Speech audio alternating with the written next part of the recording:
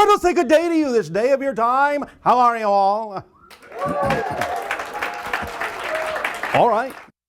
All right, thank you. Thank you once again for the co-creation of this interaction. Each and every time you allow us to interact with each and every one of you and all of you together, it is a great gift for us that allows us to experience through all of you many more facets of the multidimensional crystal of creation. So we thank you for that gift. This transmission has been titled the 135711 Download. The idea being that this will be a kind of a shorthand template for you to be able to call upon the main principles in metaphysics so that as you move through life, you'll be able to remember this simple formula, this simple idea that can take you right into the deeper principles in a moment's notice. Once you understand each and every one of them and use this idea of this template, you can have this guidance tool through life at any time you face a challenge and require remembering what it is that you may be able to do at that moment that will propel you forward in the most positive and creative way. So first and foremost, the idea begins with understanding that, of course, as has been said many times for thousands of years on your planet, everything is one thing. It is the idea of what we call the third law. The one is the all are the one. You, us, everything within existence are reflections of one intelligence, one existence, one self-awareness. The idea of the one has different aspects to it. One aspect is that which is homogeneous, unbroken, has no sense of itself whatsoever, no self-awareness, no experience. It is just existence, pure and simple. But within existence, there is this idea of that which knows itself, that which is self-aware, which is consciousness. The idea of self-awareness requires that there be the concept of an other than self by comparison in order to know that there is the self. So the unbroken one doesn't have a concept of an other. It is literally one thing. And therefore, without a reflection, it is not self-aware except for that aspect of it that is, that creates in its own reflection everything you understand to exist within creation. So by having this split of reflection within the one, where suddenly there is this concept of what is not the one, what is the other within the one, then there is this dynamic that is created that creates the explosion of existence in all of its forms. But from that one is everything. And once you understand that there is this dynamic of one and not the one, and the other and not the other, and the self, then you have immediately not a polarity, but a trinity. Because there is always a balance point in the center between two polarities. So you instantly jump from 1 to 3, not to 2. You always have the balance point in the center. This is what is meant by some of your religious texts when they talk about a trinity. They have interpreted it in certain ways that are human terms, but the idea is simply more fundamental than the way it is presented in many of your religions. It is simply that there always has to be a middle point between what you experience as duality, what you experience as polarity, what you experience as opposites. And that is a triangle, which is the most solid, stable structure and is the underlying template of physical reality. Triangles and tetrahedrons form the underlying template of what you experience mathematically and energetically as your physical reality projection in consciousness. The idea, therefore, is that once you have this sense of self, by creating a sense of an other than self, and create the trinity of the balance point between the two polarities, you instantly develop and expand into the idea of the structure of existence, the nature of existence that then can perpetuate everything you experience from that point forward as reflections of all that is. This leads to the idea of the five, what we have called the five laws, which are as follows. You exist. There is nothing you can do to change that. Everything is here and now. There is nothing you can do to change that. The one is all, the all are one, as we have said. There is nothing you can do to change that. What you put out is what you get back. There is nothing you can do to change that. And the fifth law is everything changes except the laws. There is nothing you can do to change that. But the idea of everything changing is that the only thing that everything changing can change into is not changing, which becomes the laws that never change. It's a circle, it's a cycle, it's a self-perpetuating loop. This doesn't change, this doesn't change, this doesn't change, this doesn't change. This changes into that which doesn't change, doesn't change, doesn't change, doesn't change, and everything changes except it changes into that which doesn't change, doesn't change, doesn't change. You get the point. So it creates this cycle, and that is actually a description of the structure of existence. The structure of existence never changes in that sense fundamentally. What changes is your perspective and your experience of the structure. That's how creation expands, because you're always seeing the single moment of now, the single point of here from new perspectives. What you consider to be different places and what you consider to be different times, different moments, are actually the same place and the same moment, but from different perspectives, different angles.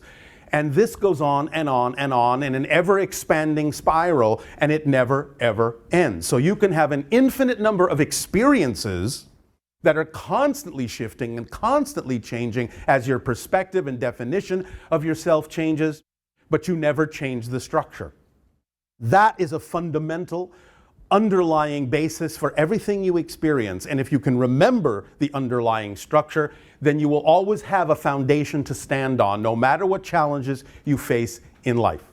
Now, as you continue to expand from the idea of the one and the three and the five and understand the structure and nature of existence, now you come into this idea you call the projection or the dream of physical reality. And I remind you once again, non-physicalness, in a sense, is your natural state. I'll just say the spirit realm, for lack of a better term, is your natural state. You never leave it. That's where you live. That's where you exist. It's where you are. In whatever you want to call that dimension, spirit, higher dimension, doesn't matter. That's your natural state. Right here, right now, isness, existence itself. But the idea is that you are dreaming that you have left that state. That's what physical reality is. You are in that state, dreaming that you're not in that state. Therefore, you create this framework called space-time, so you can experience a process of change, a process of growth, so you can have different perspectives and expand creation in that way by forgetting who you are, so that through the process you can remember who you are, but from a new point of view, and that is called discovery and expansion and change. Now, when you develop this space-time framework you call the physical reality dream, then you set up parameters, in a sense guidelines, that allow you to know exactly how to navigate, how to survive, so to speak, how to perpetuate this physical reality dream. And this goes to the number 7, which are the 7 basic needs in life that allow you to experience physical reality. These things are built in, and they are literally what you need in order to experience your life physically to the fullest. They are, in a sense, ordered in the order that without them, you would die the quickest. So the first thing you need in physical reality is this concept, based on your collective agreement, of air. Without air, you will die in minutes. So breathe deeply. You are abundant with air, and you will continue to exist in physical reality because you have set that up as one of the rules of the game. You need elements that you call air in order to survive in this projection, in this dream. The second need is water. Without water, you will die relatively quickly. The next is actually not food. The next is sleep. Without sleep, you will probably go psychotic and die within about 11 days. Food is next, and with liquid, with water, you can probably last quite a while. Now, please do understand, we're not talking about exceptions. We understand there are those individuals who can alter these ideas and can exist without food for quite a while, without water for a long time, but they have made an alteration that is not necessarily what you consider to be the norm. So right now we're just talking about the averages of what you need typically in your physical reality to continue to live. So after you have the air, and after you have the water, and after you have sleep, which connects you back to the idea of your spirit self, it's like recharging your battery, because this is an illusion, and you have to constantly recharge your battery to perpetuate the idea that you're actually living in something real, which you're not. So you have to go back and remind yourself, all right, I'm going to create this projection again. It's not real, but I'm going to go back into this dream, which means that, in a sense, when you wake up in the morning, you're actually going to sleep, and when you go to sleep, you're actually waking up. So the idea then after food is you need some kind of shelter. Now, when we say shelter, we also can simply mean a compatible environment to life. It doesn't mean you have to have a house. It simply means that whatever environment you are in has to be sustainable for you to live comfortably, to give you what you need to be able to continue to survive in temperature, in whatever. The next idea is you need connection, relationship of some form. Again, it doesn't necessarily mean that it has to be with people. It can be with animals, it can be with trees, it can be with rocks, it can be with the cosmos, it can be with anything, it can be with creation itself, but that relationship has to be real to you, and there has to be real communication there, and it has to sustain you in the sense of what you need to know that you are connected to something, and getting a reflection you need from that relationship to allow you to become more and more and more of who you really truly are. The last thing you need is this creative expression, to act on your passion, to be yourself and give the gifts that you have to give, to truly express these ideas in life creatively, lovingly, in a sharing of some sort.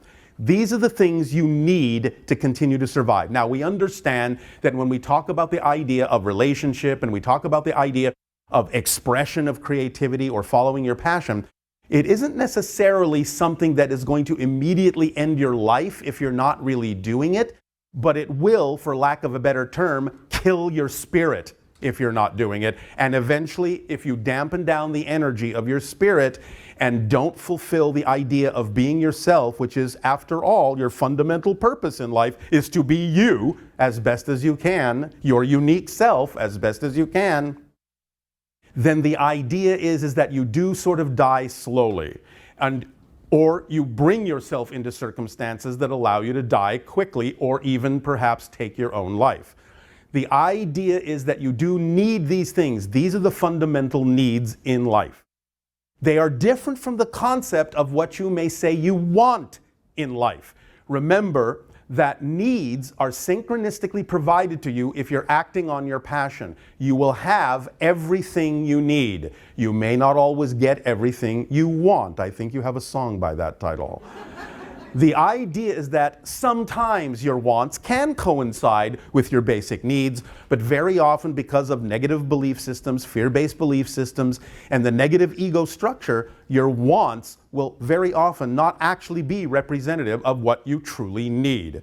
So if you're going to spend time wanting something, want what you need, because that's going to actually support you in life and allow you to live a life of fulfillment and joy. So when you have the idea then of the 7 basic needs, and the final one connecting, now following your passion, to the 11, which are the 11 elements of excitement, the 11 elements of passion that we have described to you. That is the formula of acting on your passion to the best that you can, with absolutely zero insistence or assumption as to what the outcome is supposed to be. Because the truth is, your physical mind has no idea what the outcome actually needs to be. Going back to needs, what you truly need. From there, you have the tools in the kit. You have the driving engine that moves you forward in life, because when you're passionate, you just can't wait. You have the energy. You just can't wait to act on it. It becomes the driving engine that moves you through life. The organizing principle of synchronicity in a positive way starts to come up. Remember that there is such a thing as negative synchronicity. So these tools allow you to take advantage of positive synchronicity by allowing it to bring you situations and circumstances in the order in which you need to act on them, by bringing them to you in the order that contains the highest amount of excitement, and then the next highest, and the next, and the next, and brings them to you in the order not only, but at the perfect timing that you need to do them in. So that what you didn't have time to do at the end of the day when you're excited about being tired and going to sleep, you didn't need to do that day. It is perfectly calibrated to you to give you what you need to do that day and nothing more. Then you have the tool that is the path of least resistance. You start to flow through life. You follow your current. You understand that you have a current, that you are a current in the ocean of creation, and that you know that your current knows exactly where you need to go. So go with the flow. Remember, once again, surrender is not giving up control. Surrender is surrendering to the control that's already built into your flow. So go with the flow. Don't resist. Don't swim upstream. Don't swim against the current, because then you will experience the idea of trouble and difficulty and struggle and pain and strife. Because all resistance is the result of resisting your natural self, and pain comes from that. You may have been taught that it's very difficult to be your true self, but in fact, the most difficult thing is being someone you're not. So the idea is to let go, go with the flow, be who you truly are, because that's what you were made to be, that's the unique reflection you are, and everything will support you in that. And that brings us to the next tool in the kit, which is that you always receive, when you're acting on your passion, automatically, whatever form of support you actually need to be able to continue to act on your passion. Sometimes on your planet it might be money, sometimes it might be synchronicity, which is another form of abundance. Sometimes it might be a gift, which is another form of abundance. Sometimes you might be able to trade for something, which is another form of abundance. And sometimes it might just be your imagination, which is the conduit of communication for your higher mind, and giving you new options, new inspirations, new ideas, new pathways, new doorways, and that is another form of abundance. And whatever form or combination of forms of abundance need to be there to allow you to continue to act on your passion will again come synchronistically to you. So don't close the doors to other forms of abundance that may actually be able to help you by assuming that only one form will work. Next, you have the idea that this is a kit that is complete. It is giving you every single thing that is relevant for you in your life.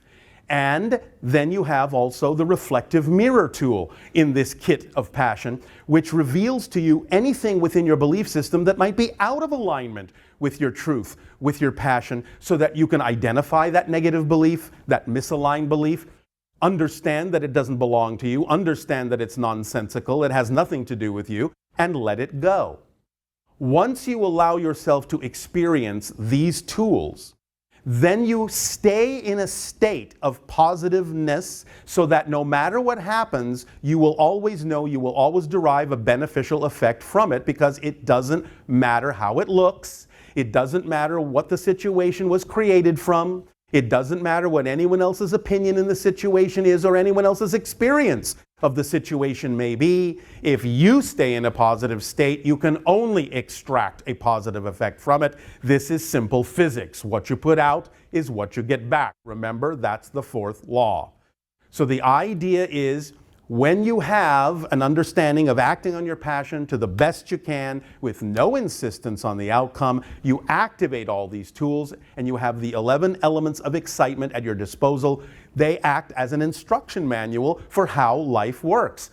And even though we may sometimes go deeper into explaining how these instructions may work, there are no more instructions. This is the entire instruction manual you need for life on Earth. It is that simple. So as you go through life, allowing yourself, when you face your challenges, which are the reflection of the themes that you chose to explore in transforming darkness into light, negative into positive, negative limitation into freedom, as you face the challenges that come up, remember, everything is one thing. There is a trinity, which means there is always a balance point in the center, and your point of power is in paradox. So anytime you see what appear to be opposites, and you're standing at the center of them paradoxically, you are standing in the now, you are standing in the moment, you are standing in your point of power. Remember the 5 laws, that you exist and you cannot stop existing, because existence is your fundamental quality. You can never become non-existent. You can change and change and change and change, but you can never become non-existent. Why? Because by definition, non-existence doesn't exist. Think about it. The idea, really said another way, perhaps a little bit more poetically, is non-existence is already full of all the things that will never exist, and there's no room in non-existence for the things that do exist. So you can look at it any way you wish. But remember the 5 laws. You exist. And then the idea that everything is here and now, which means that space and time, distance, are illusions, your illusions. Time is a side effect of your consciousness shifting through billions of different parallel versions of reality every single second. So every single second, you are new, you are zero, and you get to define yourself in this moment over and over and over and over again. And what you think of as continuity, what you think of as coming from the past, is simply your illusion that you're creating in the moment over and over and over again. Because as you become a new person every moment, you actually not only create a new future, you create a new past that goes with the person you are now. So most of you have had billions of different histories before you became the person you are right now.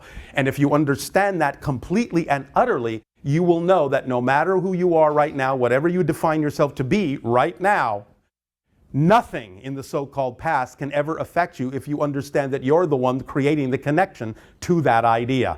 It isn't something that automatically controls you in any way, shape, or form, aside from the illusion of continuity that you create every moment to make it seem as if it does.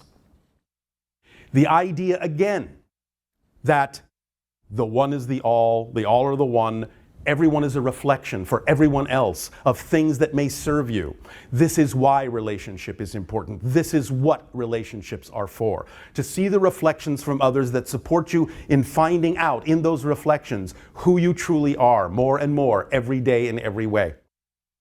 The idea, therefore, of what you put out is what you get back again is simple physics, and the idea you call the law of attraction. But I remind you this, the true secret to the law of attraction in some sense is correct, that you need to be the vibration of something to attract it if it is really relevant for you. In a sense that's true, but it's missing an essential point, and that is this. Your fundamental, essential vibrational signature frequency is already attracting every single thing that is relevant for you that you truly need in life. You don't have to learn to attract what you need. You have to stop getting in your way and keeping those things at bay. That's the difference. You need to remove all the negative fear-based beliefs that are preventing you from seeing that you are always in the key vibration, the essential frequency of attracting and manifesting everything you need. You never have to learn to attract. It's automatically built into you. If it wasn't, you couldn't have any kind of an experience at all. Think about it. If you weren't attracting, you couldn't even have the negative ones. So the idea is you're always attracting something. Be the vibration that you prefer in alignment with your truth, and let go of the things that are blocking what it is that your truth is attracting, and you will flow and manifest in an accelerated way. Again, fifth law, everything changes. Everything is always changing. You're always new, as we always said. And the idea is that you get to choose how to define yourself in any given moment, no matter what you think you were, no matter where you think you came from, no matter what anyone else tells you, you get to decide with your free will who you are. then going into the idea of the basic needs again, know that again through synchronicity, everything you truly need will come to you and will support you in the continuation of your ability to act on your highest excitement so that it can continue to expand and expand and expand. And then the 11 elements of excitement open up. That toolkit works for you to your advantage because it's the instruction manual that describes how physical reality works. And that's all there is to it. This is within you. And the more you can understand these things, the more you can wrap your mind around them and know that they work, and know that it's actually a description of the structure of existence rather than just a philosophy or an opinion, but a true observation of how things are structured, how things work, then you will be able to go beyond the concept of believing to knowing what is so. Because what you know to be true, you do. It's in your behavior. If I asked one of you to stand up and walk across the room, you wouldn't sit there and go, well, now let me think about this. Do I believe that I can do that? I'm not sure. Let me think about it a while. No, you know you can do it, so you would just do it. What you know to be true is in your behavior. You may sometimes have an intellectual comprehension of a concept, but if it's not in your actions, if it's not in your behavior, you don't really know it to be true. It's got to be, as you say, on earth in your bones. So let it sink in. Allow yourselves to know this structure inside and out, to observe it in action. By applying these principles in your life, you don't have to believe us when we tell them to you. All you need to do is apply them and see that they work.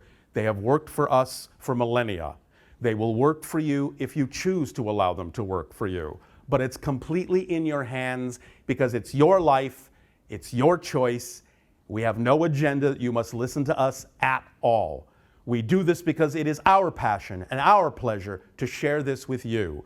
But we have to respect and unconditionally love you enough to let you make your own decisions because we know that you're all eternal and infinite beings, indestructible beings. So there's no rush, there's no hurry. Lessons not learned today will be learned tomorrow, somewhere else, somehow, somewhen, some way. We thank you for allowing us to share this download with you at this time. Let it sink in its own way, in its own timing, and let your imagination be your guide. And in return for the gift you have given to us, in allowing us to share this with you, I ask you now, in what way may we be of service to you? Please begin with your questions and comments and dialogue if you wish.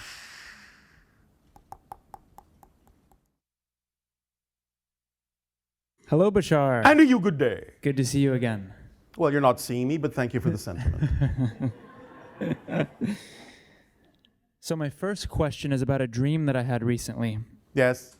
I was conveniently located on on my football field where I grew up playing football, and I had a lot of very important people from my life strategically placed in little groups, and I immediately realized, okay, this is a setup, something's going on here. Oh, all right. It's not just a dream, and in that moment, 3 ships landed. Yes. And the one immediately across from me, I saw 2 beings walk off the ship. Yes. And I immediately had a telepathic connection with a blue being who I learned her name was Grace. And so I started... Well, not exactly a name, but a vibrational resonance that will do. Right. Okay, great. And so I start communicating with her, and she starts telling me how she is responsible for a lot of the intuitive hits and downloads that I get, and she's been guiding me in this sort of thing. All right. How exciting. Very exciting, yeah. And she was with an orange being who I still haven't really received too much information about. But I was wondering, is this a guide, or because there was the aspect of the ship, so I assume there might be an extraterrestrial connection as well. And I wanted to see if you could give me sometimes in the way that we're doing this, extraterrestrial beings can function as guides along with your own spirit guides because of the connections you yourself have made for this life. Right. So, is there any specific race that they're associated with? Anything you can tell me about that? What you perceived is not necessarily representative of the race itself, and they may not necessarily be exactly physical as you understand it. They appear, from our perspective of your energy, to be more interdimensional. Okay. The idea of the orange being may represent the concept of the Arcturus vibration. That was my intuitive thought about that. Oh, all right. That's great. My girlfriend had a dream recently, just a few nights ago, of some gray beings walking through our All right. house. Yes. And she reached over to me to wake me up, and she was a little nervous at the beginning and woke me up in the dream. Yes. And I woke up really excited, like, they're here, finally. And they kind of just meandered around, and the next thing you know, we were beamed up, and that was that. All right. And I guess I'm wondering if you have any information around that you can elaborate on. I know that I'm part of the hybridization agenda, but anything from my girlfriend that's here around that dream specifically. Well, obviously she's part of it too. Oh, well, congratulations, babe. Obviously.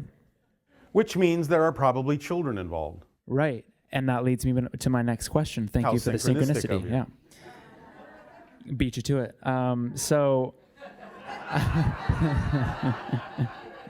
So I've received, I've seen you and Willa in my dreams a couple times, and it's specifically encouragement around pursuing the 5 levels of mastery, specifically starting with the cryptic energy.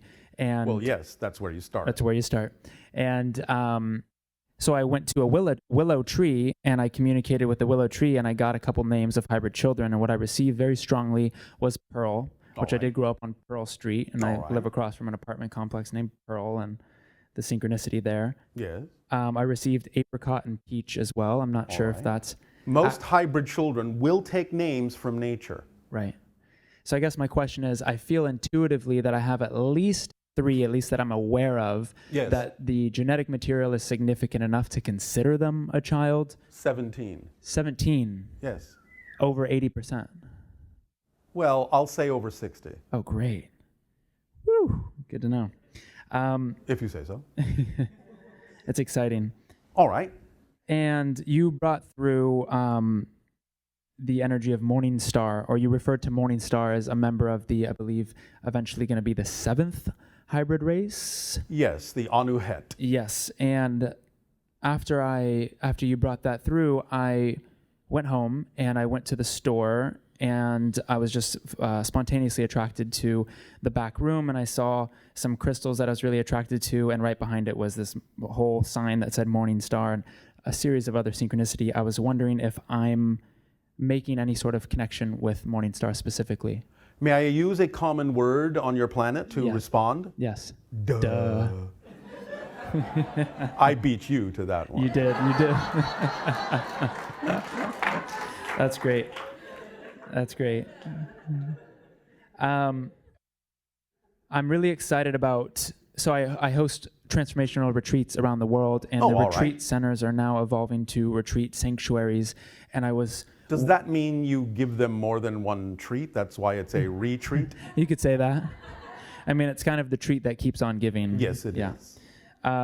So my question is, how can I synchronistically attract and create a sanctuary-like temple that would attract... Did you not just answer your own question by using the word synchronistically? That is exactly the answer. But I was wondering if you had anything specific that the hybrid children would be attracted to as far as the layout structurally. You'll figure it out. Okay, got it. Beautiful. Will that do? I think there's one more. Yes. Jesus Christ. Yeshua. I've had only over the last 6 months a beautiful connection with him open up, and actually just before this I was at a lunch and I was sitting with a psychic who as we were talking said, oh, well, Jesus is coming in behind you right now and saying, I want to speak through you and you're not letting me in. And I thought on that. I was like, why wouldn't I let Jesus in? And I couldn't come up with anything. So I guess my question is that a connection that was a projection of her own? Partially. Right. But also an opportunity for you to decide whether what you were being told was true for you or not. Right. Yeah, I see it that way. So I feel the connection to the Christ consciousness, as well as Jesus, but Christ consciousness I understand is more independent of a person. Christ consciousness, Buddha nature, Krishna spirit, an aspect archetypally of the collective consciousness of your planet, yes. Yeah. Awesome. And can you tell us anything about any recent updates around what was discovered underneath the Sphinx? No. I thought you'd say that.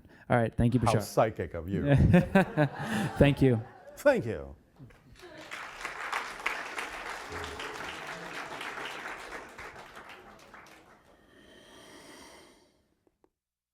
I'm an investigative reporter and Wait a minute, what happened to hello and good day? hello. Hello and good day. I'm an investigative reporter and I have been shown a document at Curlin Air Force Base that had Yes. this sentence in it. These extraterrestrial biological entities manipulated DNA in already evolving primates to create Homo sapien, and the Latin was used, Homo sapien. Yes. Do you know specifically which extraterrestrial biological Yes, entities? the Anunnaki. When and where are About they from? 300 to 500,000 years ago, the alterations were done to certain branches of the naturally evolved hominid you call Homo habilis and Homo erectus. And where are they from? The Anunnaki, Yes. another parallel reality. The idea that they come from a planet in your system called Nibiru is not correct. There's other information that they are from a planet in a double system at Zeta Reticuli 1 and 2. That's different. Those are not the Anunnaki. Those are a different form of gray. Do you have a clear definition of who is friendly to Earth, who is neutral, and who is hostile when it comes to other intelligences in this universe?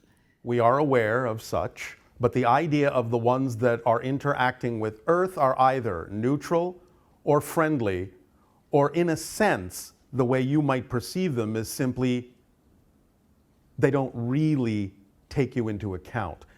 No one interacting with Earth is actually openly hostile.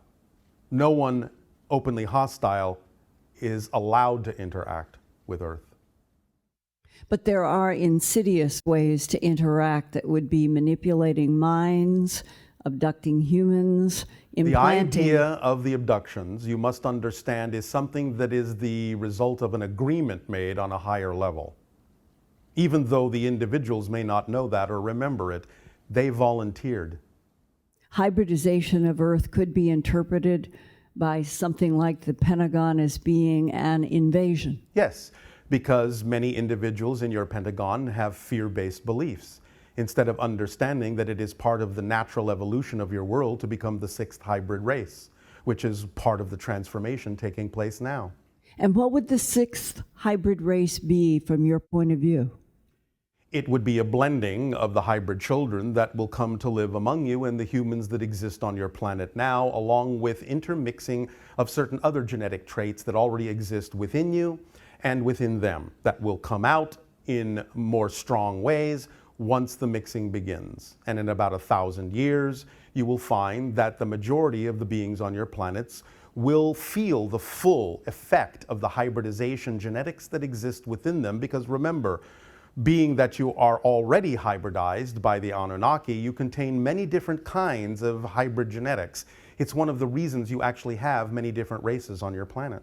And finally, there is some evidence that some of the extraterrestrial biological entities are very focused on what happens to the soul of Homo sapiens sapien at the moment of death, with the implication that they might have an interest in trying to get human souls? Not possible. This, again, are fear-based belief systems that allow individuals to succumb to ideas that keep them under the control of those perpetuating those fear-based belief systems. For you, then, what is the greatest hostile threat to us on Earth? You are. Me personally? No, yourselves. The negative fear-based beliefs that you have all bought into that allow you to believe there is such a thing as lack, and believe that you can be attacked and not understand how you create your reality. And the idea of those that you consider to be in power, in some senses, you are giving them their power. You are supporting them in that. But the greatest power they have is convincing you through information that they have more power than they do. Do you think that there is any, I'm going to say, existential threat to our planet in the next 50 to 100 years? Yes, but again, it comes from all of you. Because the idea is that you can take your planet down the path of destruction. The idea of us sharing this information with you is to help you make other choices. but we have to leave the choice in your hands. So the existential threat is that you will continue to buy into fear-based belief systems that will take some of you down a destructive path, because that's exactly what happened to the Greys. Because the Greys are not aliens. They're mutated humans from a parallel Earth that they destroyed. Do you understand? Who are the tall whites? The tall whites are another extraterrestrial race that are aiding and assisting in the hybridization agenda so that Earth doesn't necessarily have to walk down the same destructive path that the Greys took. So they are indirectly a kind of ally, even though they would be hugely intimidating to humans generally? Remember that the idea of intimidation is based on your fear-based perspectives of such beings. Remember that beings like them and us operate on very high frequency levels. The reason that we are delivering information to you in the way we are and remaining at arm's length is so that we don't overwhelm you with this frequency.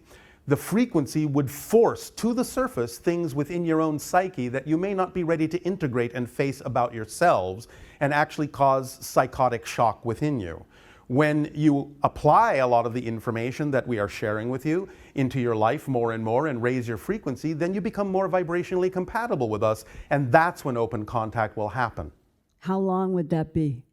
The window for the beginning of open contact, as we read the collective energy of your planet right now, is somewhere between the years of 2025, 2033 to 40. It will begin slowly, sporadically, isolated here and there, but definitely by 2040 and 50, all of you will know that there is such a thing as extraterrestrial civilizations and life, and there will be open announcements and open contact that will begin to allow you to become eventually a member of the Interstellar Alliance. Then you will begin to explore space as we do. You will come upon worlds like we have to yours, and you will become their UFOs. Well, there are whistleblowers in Navy SEALs and other agencies who say since the 1970s, we have had an interstellar trade unit operating out of the National Security Agency, and that we are already involved with trading with other systems in the Milky Way galaxy. On a very, very, very, very minimal level, a lot of these stories are highly exaggerated. What would we be trading? Understanding of how the cosmos works, understanding of what kind of technology the understanding of the cosmos produces that is very different from your technology. Understanding of your connection to the cosmos and what you really are. Understanding of your true history, as we were just discussing. One of the great gifts you will be given when open contact occurs is the actual history of your entire civilization, leaving nothing out, no gaps. I hope for that, and thank you very much. We thank you.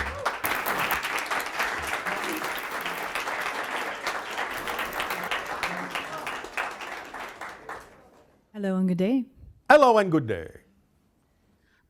So in this holographic creation, I believe I'm a blue avian reincarnated here to help with the ascension process of... You have connections to the idea of the beings that you're referring to. You are an Earth human. Correct. Remember that reincarnation is an experiential illusion you can have, but everything exists all at once. Therefore, reincarnation isn't really the issue.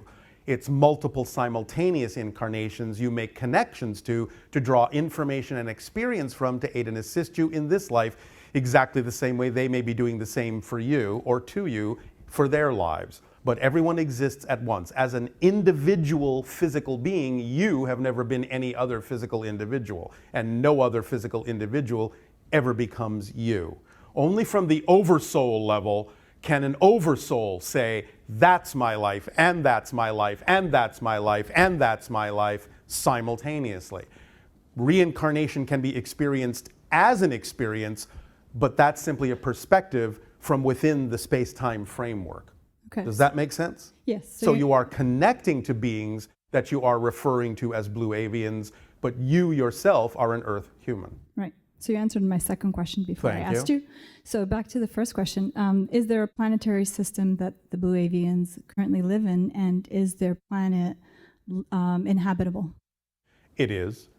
But what you're calling a blue avian is not exactly the way that it's represented in your mind, because it's an interpretation from one dimension to another. They do have some traits that symbolize vibrationally the idea of that color and the species that you call avians. But they're not exactly in the way many people on your planet have depicted them at all. They're very different in their own reality. Can you elaborate a little bit on that? I can, very briefly. You understand the concept that many of you have referred to also as reptilian? Mm-hmm. Yes? Don't be afraid. There's nothing to be afraid of. In a sense, they were the first hybridization using genetic material from what you call the dinosaurs. Yes? Okay. And they were genetically altered to be what you call sentient thinking beings. The reason so many of you are afraid in their presence is because they were evolved from what you consider to be an apex predator. And by being in their presence, their vibration, even though they mean you no harm, it triggers what you call the survival mechanism, because you consider yourselves to be prey in their presence, even though you're not. The idea of the so-called blue avians are an evolutionary offshoot of the reptilians, because if you stop and think about it a moment, you know that a branch of dinosaurs on your planet evolved into what you call birds, yes? Yes. Therefore, many scientists on your planet are now beginning to more accurately refer to birds as... Dinosaurs. Yes, but specifically avian dinosaurs. Okay. Yes? Yes. So blue avians are an offshoot species, an evolutionary branch off the idea of the original reptilians, so they are cousins in a sense. Yes? Yes. And they look a little different than you think. Okay, and so was Toth a blue avian? Toth is connected to that, but not exactly. Toth is more of an interdimensional being that has many different kinds of connections. Okay. But because Toth has many different kinds of connections, or you might say in your language, presents many different faces, Toth can present a blue avian face to someone if that is the signature frequency they're operating on. Okay. It's like you can dial up whatever face you need to see from Toth if you're dealing with that archetypal consciousness. Okay. Does that help? Yes. Are you sure? Maybe. Or are you more confused than ever? No, I understand that from yesterday's speech that we have one consciousness, one existence, and we create everything within the hologram. And if we need to create something unique for ourselves, then we create it. Yes. I'm wondering why the blue avian Toth theme is in my creative hologram. Well, what does it now. do for you? What does that relationship mean to you? What does it symbolize to you? What does it allow you to do that you might otherwise not do? Probably help the collective consciousness All right. raise its vibrational frequency. So that's the particular permission slip that works for the vibrational frequency you chose to be operating on, yes? Yes. Because you will call forth whatever symbol works. It's like looking, in a sense, at reality as if it is a living holographic tarot deck. You understand? Yes. Because it's all a reflection of different levels of consciousness, the collective consciousness, smaller group consciousnesses, individual consciousnesses. You will call forth whatever symbol represents who you happen to be at any given moment, what vibrational level you're operating on, for what it is you're accomplishing in that moment. Mm-hmm. And it will switch dynamically. Even when you consider the idea of past lives, reincarnation, it's still a dynamically changing thing. You can actually unplug from one life and plug into another one, so that one moment somebody might say, well, you had a past life in so-and-so. A week later, the same person might say, well, I don't see that one anymore. Now you had a past life in so-and-so and so. It can be true because you unplug and plug into different things dynamically all the time as you change, because you need different things. You need different inputs at different times because you're a different person. Now, when you said the higher soul, The higher self. and the oversoul. the oversoul, I'm sorry, the oversoul. Are there any on our planetary system that we can vibrationally feel currently, or they are higher beings beyond our vibrational frequency Well, currently? you can connect to your own oversoul, but the idea, if you want to stop and think about what this means, is of about the 7.5 billion individual physical beings on your planet, that only represents maybe about 500,000 oversouls. That's what I thought. Okay. Yes. Yeah. Does that help? That makes perfect sense. Thanks. I know, that's why I said it. Thanks, Bashar. You're welcome.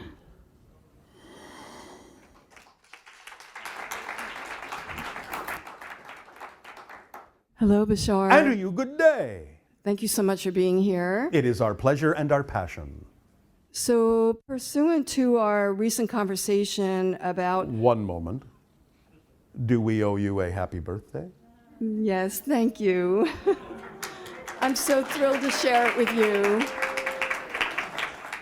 Thank you so much for recognizing that and for allowing me to share it with you tonight. We thank you for sharing it. Please continue. Thank you.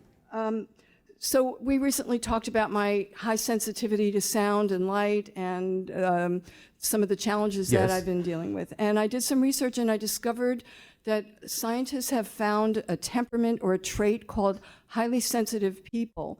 And that they say... Oh, how scientific sounding. Yeah, I know. It doesn't sound it, but they found that this is a trait and that it's genetic. Yes. And they estimate that 15 to 20% of our population are HSPs. Well, aren't you unique?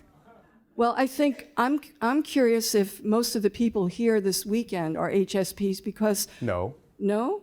But it could be different in the sense that they might be sensitive to different kinds of vibrations, not necessarily the ones you're calling out. Right. So I have a friend who's highly sensitive to energy, magnetic energy, and chemistry or chemicals. Yes. And she senses that she's also a highly sensitive person or an HSP. Yes, but it's not necessarily a large collective term. Sometimes your scientists are saying, well, it's for this reason that we're calling you that, not necessarily for that reason. But many people are highly sensitive to different forms of energy, different frequencies of reality. Their senses expand as consciousness expands. So you're becoming more and more sensitive to different things that were heretofore invisible or inaudible to you, because that's par for the course of the expansion of consciousness and awareness. And thank you. And how does that tie into abductees or contactees? Usually exposure to other realities and other dimensions will heighten the idea of your ability to detect things beyond what people consider the norm, because you're constantly exposed to telepathic communication, to alternate reality vibrations of a higher nature, so on and so forth. It does rub off on you. So when we've had discussions over the many years that we've been connecting, and you told me that during my childhood, I think starting at 2 or 3 years old, I was having contact. And Yes. as I got older as a child, around 9 or 10 or whatever, I would always kind of shut myself in my room and be in my own creative little world. Yes. Was that part of the abductee experience as well? It can be. It can be a response to that experience, yes. Okay. On a different topic, Yes. I heard this weekend that there has been a discovery that many pyramids all around the world they've discovered that mica is covering parts of them, essential parts of them. Yes, it vibrates at a certain frequency that acts as a very, very sensitive resonator to translate different frequencies of energy and step them down into other forms of energy that are more usable in your physical reality. Excellent. And I'm intrigued by the Bosnian pyramids, especially the sounds that they're making, the music or noise. Yes. Can you expand on that? I cannot at this time. It is not our purview to do so. Someone else will give you that information. Okay. In your language, it's not our job. Right. You told me many years ago that in addition to being part of the group of women that co-created the crystal skulls, that I also sculpted the standing stones. Now, again, please remember when you say I, we're talking about you making connections to those people. It's not you. Mm-hmm. You understand? Yes. Just to be clear. Right. But you are making connections to those people that did create those crystal skulls. We will be talking about the Council of 13 and the crystal skulls in an upcoming transmission in your Oakland area. I can't wait to hear it. You will have to wait. Unless you want to simply stretch your senses and leap forward in time, and then you don't have to wait. This is true. This is true. Was Stonehenge part of that experience for me in creating or co-creating the standing stones as part of this collaboration? You are connecting to that as well because it is connected to one of the crystal skulls in the Council of 13. Oh, okay. And I'm curious about EMF shielding for me. Somebody recommended something called the Hedron. Can you pick up on that? It only will be perhaps about 67% effective. But it might be a start. Okay. Is there something better I could try? By starting with that, you will experiment and discover through your own permission slip synchronicity what may work better for you as a permission slip. Just Okay. remember, you yourself are the primary permission slip that's actually making the changes, not the device. Thank you. And my last question relates to something that Linda Moulton Howe just I learned about this weekend, which is Antarctica. Yes. And it's just incredible what she has been researching and other researchers such as Emery Smith have been discussing. Can you expand on that or tell us anything about it? Be specific. Who are the entities that have created that environment? One moment.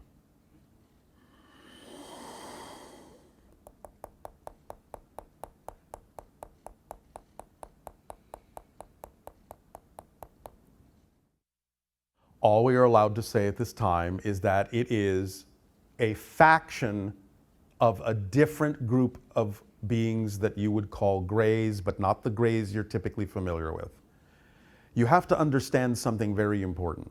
When we talk about the idea of the Greys being mutated humans from a parallel version of Earth that destroyed their version of Earth and stopped reproducing because of it, and had to find viable human DNA in order to create the hybrid species that would perpetuate their culture, you have to understand that they tunneled into your parallel reality, but also not just your parallel reality, which means other parallel realities that also contain different versions of Greys also tunneled into your parallel reality.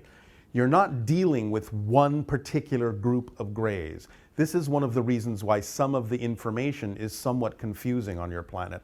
They're not all homogeneous. They may be from different parallel realities with completely different agendas. Well, yes? The Greys that I've been familiar with tend to be very small, and I think you've mentioned They're that different. yeah, and that part of that was genetic to adapt to their underground environment. Yes, originally. But the entities in Antarctica created 80-foot ceilings, if I'm not correct. That is for a very specific purpose that has to do with certain kinds of technology that they understand. So were they? How tall are they, or were they? They're not much taller than you. But the idea, on average, humans we mean, but the idea is that they have certain kinds of technology that demand large enclosed resonating chambers to create certain kinds of portals. Can you tell us how they created those spaces, those buildings? They were transported from parallel realities. Through sound? Sound may be a side effect of it, but no, not fundamentally. It is a different kind of energy manipulation. More electromagnetic, more electrogravitic. When did they do this? What was the period of time? About 10,000 of your years ago.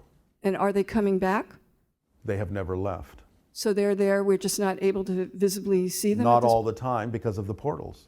They know how to shift themselves to different frequencies that are beyond your range of your senses. Will there be a time in the future or a parallel reality where we will connect with them? There will be a time when you may know of them. That is a higher probability than actually connecting with them, although there may be some incidents where some people are capable of doing so. But that's another story at another time. And finally, what's their purpose for doing all of this? That I cannot tell you. Thank you. We are not allowed to. Okay. Thank you, Bashar. Thank you.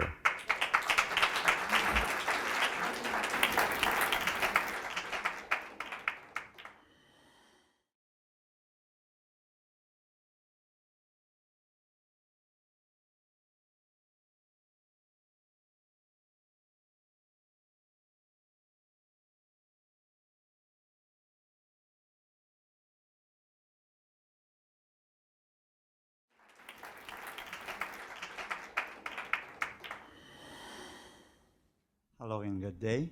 Hello and good day. First, I wanted to show my appreciation for doing and sharing all your knowledge. And to our all of us. appreciation to you as well. Thank you. I have a question that I've been hearing you saying that we as a spirit dreaming Yes. as a human physical. Yes.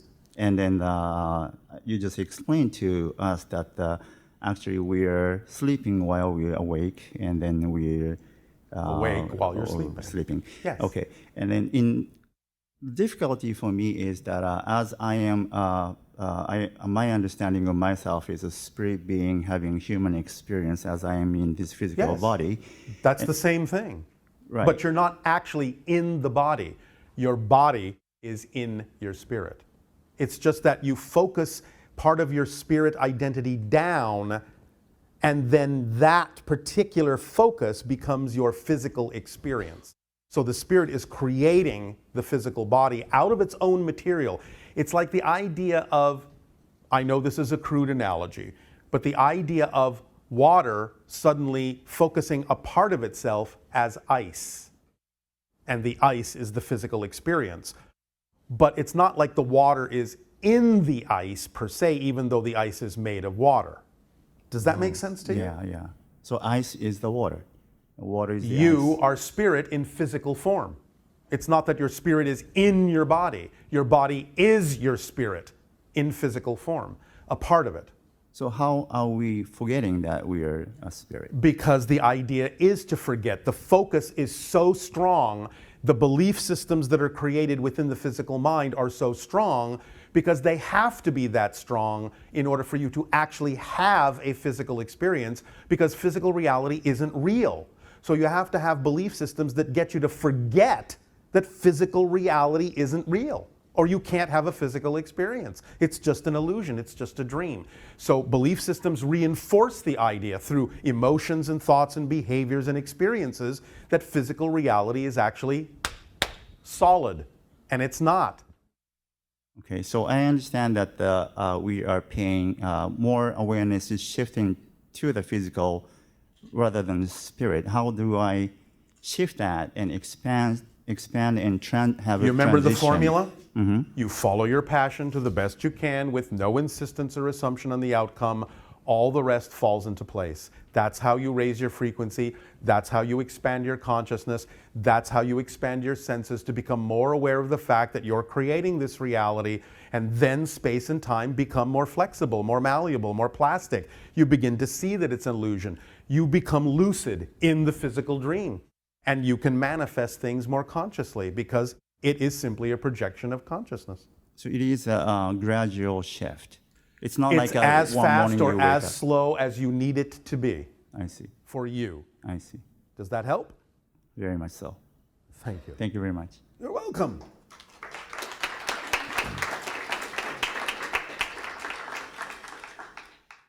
Hi, Bashar. And to you, good day.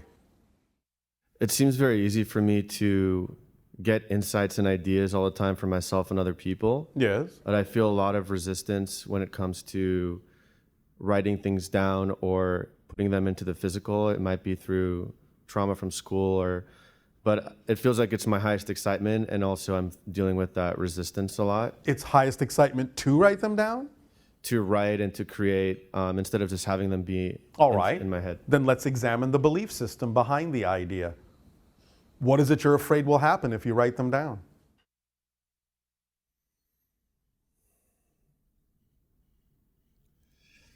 It feels like for some reason I'll get attacked. By whom?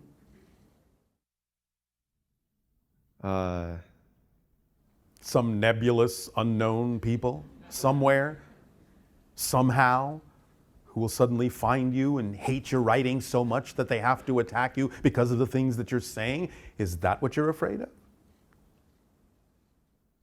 Yeah, it definitely feels silly when I bring awareness to it. That's what happens when you turn on the light. The beliefs become nonsensical. Yes? Yes. You see them for what they are. They become transparent. And as soon as it becomes nonsensical, it's gone because you don't hold on to things that make sense unless you have a belief that says holding on to nonsensical beliefs makes sense to you. That's the only reason you would hold on to something that doesn't make sense, that's out of alignment with your truth, is something within your motivational mechanism, within your psyche, within your belief system says, if you let this go and move forward, something worse will happen. But it's just a belief. It's just a negative belief attempting to perpetuate itself. That's the way they're designed. Because if you don't have a belief designed to perpetuate itself, you can't continue to have a physical experience. But you have to understand that being a negative belief, it has to perpetuate itself with negatively oriented tools, such as fear, to reinforce itself and make sure you don't let it go. You have to see through the smoke and mirrors. You have to see through the illusion of that and know that no matter how real that fear feels, it's just the way the negative belief has of not letting you let it go.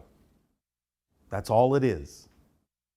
And in fact, the more scared you get, the closer you are to letting it go, because now it's working even harder to make you more afraid to let it go. Perfect timing. Make sense? Yes, Do you feel a little more inclined to write? I do. Are you sure? I am. I'm ready. Do you know that the people that need to receive your writing will then be capable of doing so, even if there are people who do not wish to receive it, who may even judge it negatively, who may even say hurtful things about it? They're not your audience anyway. Yes. And if you are not giving your gift, you're depriving those who are waiting to receive it. It's not very nice.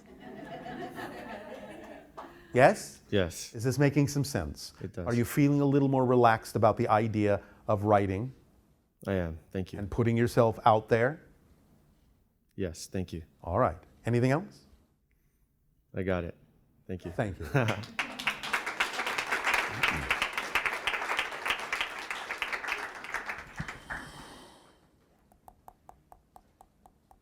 Hi, Bashar. And to you, good day. I'm starstruck. No pun intended. A star struck you? Was it a meteorite? I just can't believe I'm here since I've seen you about 50 times on YouTube. Oh, all right. Well, obviously you can believe it or you wouldn't be here. So I have multiple questions about this topic. Yes. Which topic is that? This topic is about, I'm part of the Saint Germain Foundation, All right. which is the I Am activity. Are you Yes. familiar? To some degree. Well, I guess the first question I have is that, you know, the Saint Germain Foundation is based on Ascended Master instruction. Yes. And, well, that's for people who in the room might not know. Oh, all right. And Now you all know, yes? All right. And I have to say that I've studied so many different things. I've been in different groups and Yes. all kinds of different things. Yes, and yes. And I would have to say that to me, it seems like the most pure teachings on the planet. Yes. For you. Yes, For me. you. For me. Yes. For me. So part of what the Saint Germain Foundation is about is connected with America. All And it's right. about saving America to save the world. And Saving. Yes. so I wanted to know what your thought was about, in the teachings they talk about Saint Germain and the violet consuming flame being the authority for the next 10,000 years. Do you understand what we talk about when we talk about permission slips? Tell me. Okay. I will. Permission slips. Oh, are you paying attention? Oh, absolutely. Oh, all right. All tools, all techniques, all rituals, all objects are permission slips that your belief system aligns with in such a manner as to allow you to give yourself permission to be more of who you are. It doesn't matter what the permission slip is. It's up to you to align with it. That's why you're attracted to it, because at the moment it aligns with your belief system. But you are the one making changes. You get to interpret it in whatever way works for you. And as you said, by investigating many things, you can take a piece of this and a piece of that. You can take a piece of what we're saying or not. You can combine them into a new form that works just for you. You can be your own Saint Germain. This is exactly what Yeshua was actually talking about when he talked about the idea of I am the way. He simply meant this is the way, and that means be yourself. He did not intend to create Christians. He was telling you you're all Christ's. So Saint Germain is the same idea.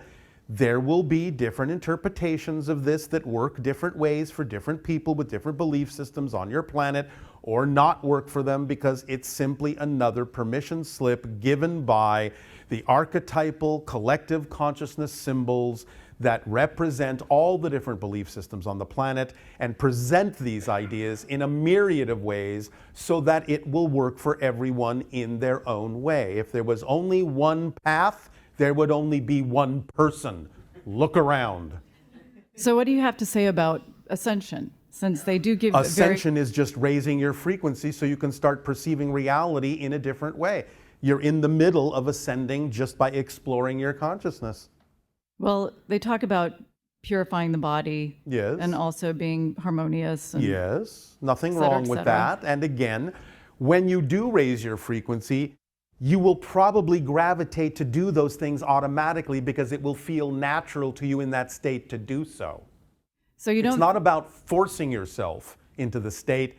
It's about allowing yourself to go into the state and then having all the different things that come naturally with that state start to feel natural to you to do.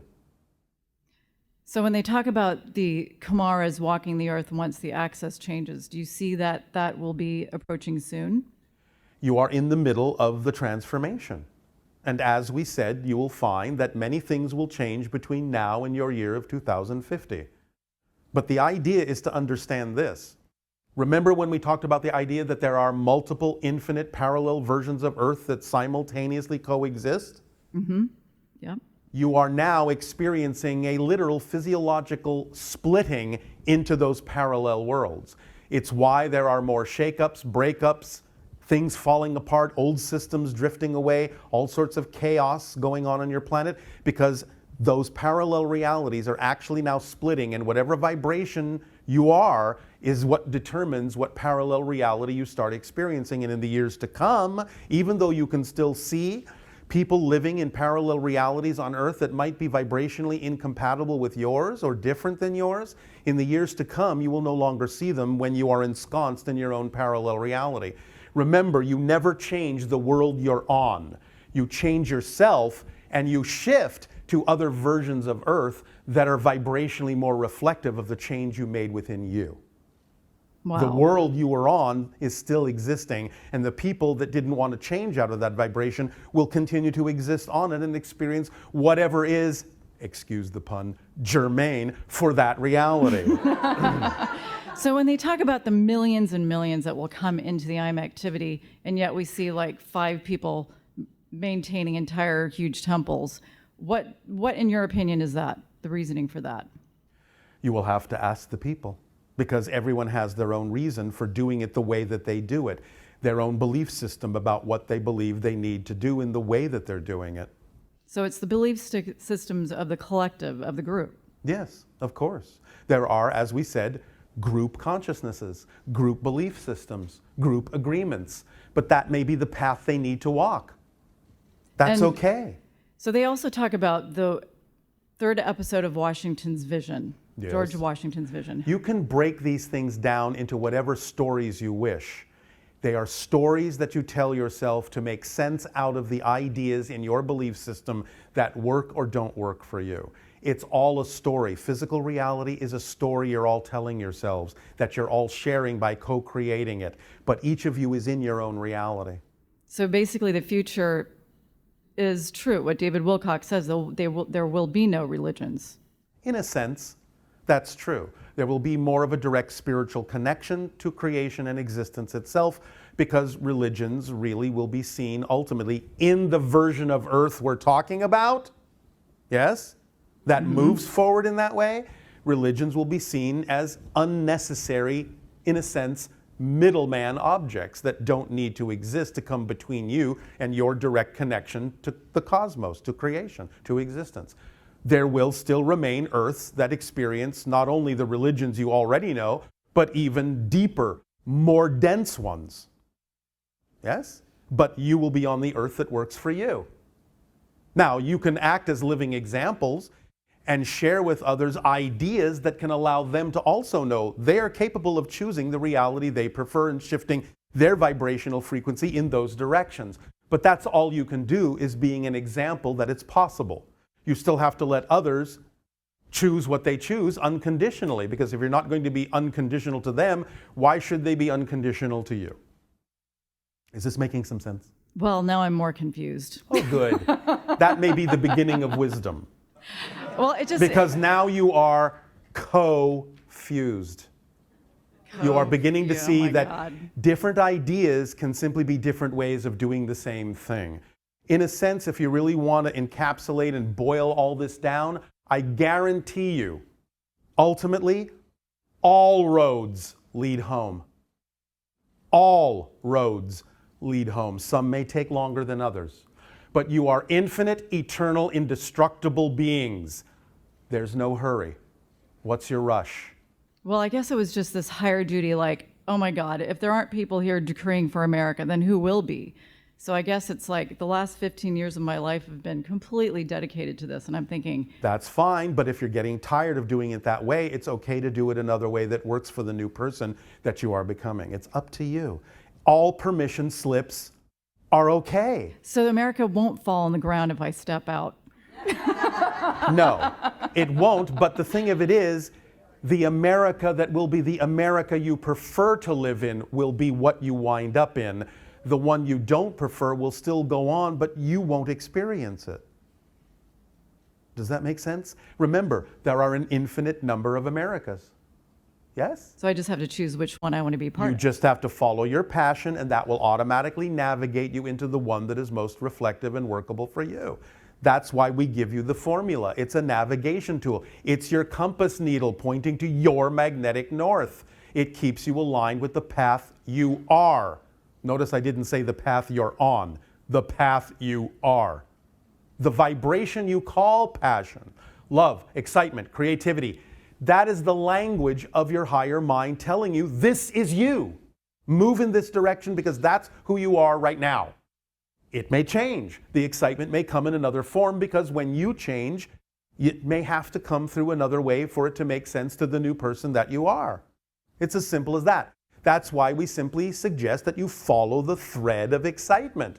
That is actually the path you are, because that's your body's translation. Passion is your body's translation of the vibrational frequency of your signature essential self. Yes. And it comes in the language from the higher mind as energy. The language you respond with is physical action, because physical action is the language of physical reality. So if you're just thinking about it or talking about it, you're not speaking the language of physical reality, and therefore you're not really responding to the higher mind in the language you need to respond to with. Because when you take the action, then the higher mind knows you heard it. You're committed. You're in a dialogue now. You're in a relationship now. You're working together as a whole person. Because a person is a physical mind and a higher mind that work together.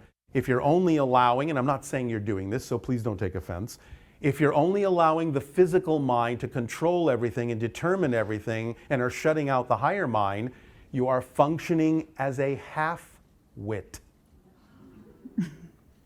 Make sense? Yes. Does this help? Tremendously. Thank you. Thank you.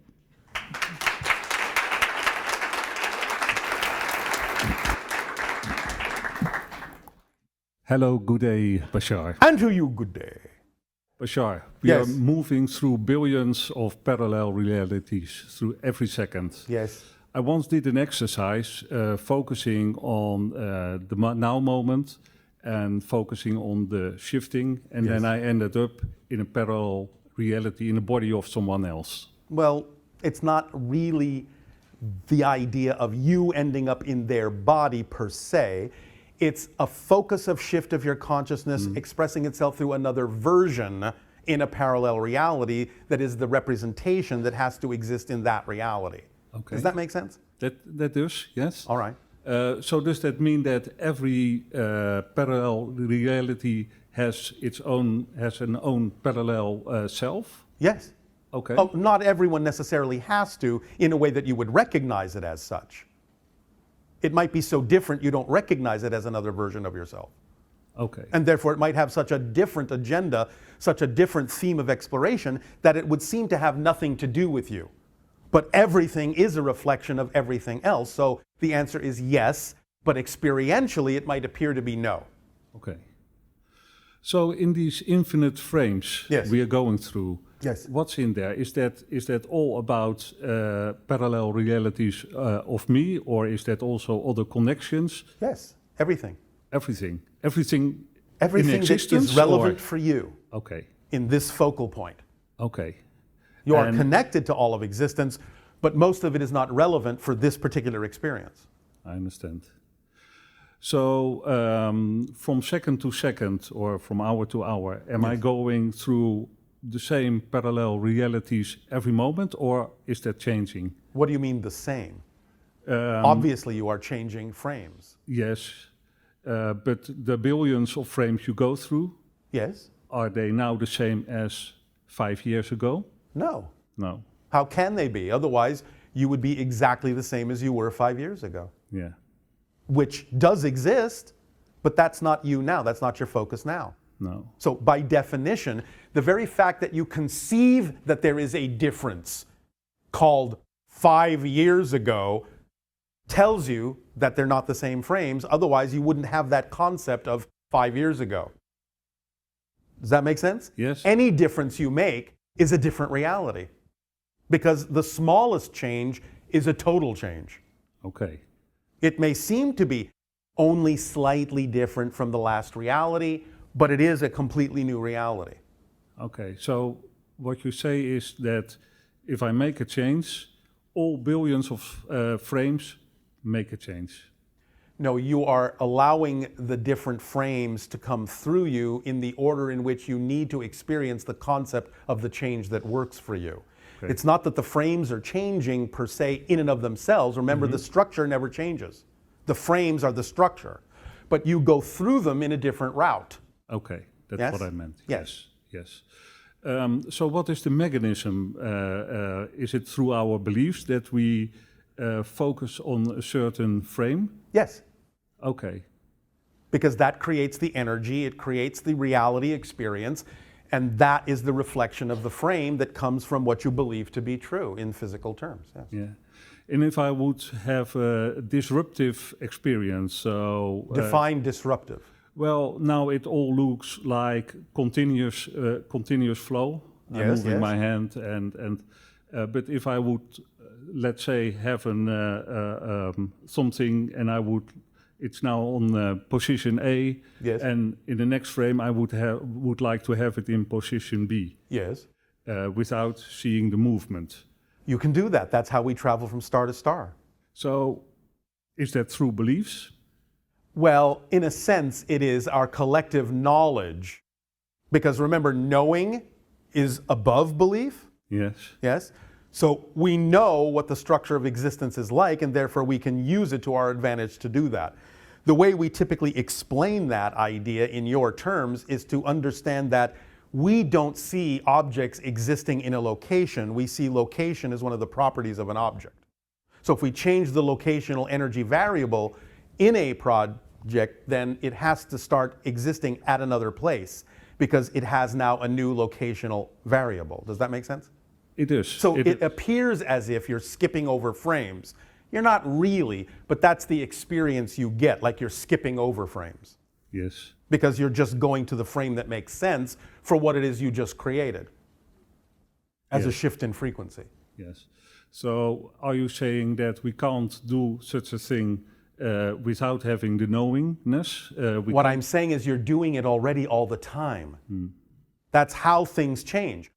We just understand that's how it works, and therefore by understanding that you're already doing it, we can apply it in different ways on grander and grander scales. Okay. Yes, does that help? Yes, that is. Another question. You were talking about healing yesterday. Yes. So if you see a disease Yes. as a message from your body consciousness, Yes, it can be. and you go to a healer and you think, well, let me get healed by this person. Yes. Does that mean that if it's caused by beliefs, that also your beliefs have changed if you are healed? Yes, because you're willing to match the vibration the healer is giving off that represents the healed state, but you have to match it. That's why a lot of your master teachers didn't ever really say, I healed you. They say, your belief has healed you, your faith has healed you. Okay. So they give out the frequency of the belief, Yes, and you match it, and that you heal changes yourself. your belief. Exactly. And heals yourself. Yes, and that's why no healer has any business determining what a person should do with that energy. It's up to them to decide whether or not to match the frequency or not. Beyond that, the healer has done everything they can do by just giving off the frequency. Yes. Does that help? It is, certainly. Thanks, Bashar. You are welcome.